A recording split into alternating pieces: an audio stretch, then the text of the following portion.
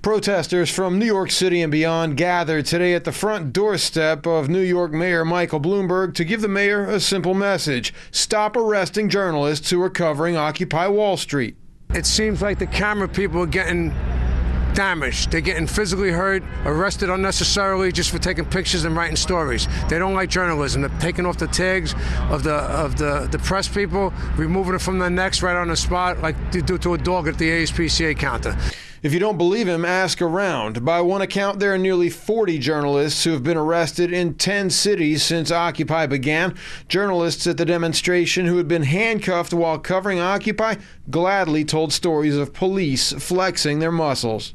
Turned around and he said, "You got press credentials?" I said, "No." He said, "Then you get down here." And he grabbed my shoulder and threw me to the ground, and I was arrested after that. My charge was criminal trespassing in a public space during business hours. Demonstrators allege that Mayor Bloomberg has specifically cracked down on reporters covering Occupy by refusing to recognize credentials, blocking access, and physically intimidating reporters. Now, this demonstration comes on the heels of the arrest earlier this week of several technicians in connection with the group Global Revolution, which was streaming live video for Occupy Wall Street actions.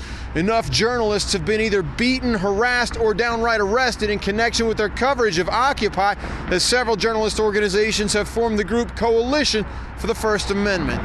The coalition consists of members of 13 journalists' organizations made up of working reporters primarily in New York City. Its stated goal is to highlight police activities that threaten constitutional protections. People are here to say that that these intimidation tactics won't work, and that no matter how many eyes you arrest, and no matter how many cameras you arrest, there's still going to be citizen journalists. There's still going to be alternative journalists, even if the mainstream journalists aren't going to be covering. Once they start brutalizing, targeting, and arresting the press, everybody loses more of their First Amendment rights, and we lose the right to look on the TV or look in the newspaper and see what's really going on in the world, because the police are not allowing the press to cover it. It's dangerous.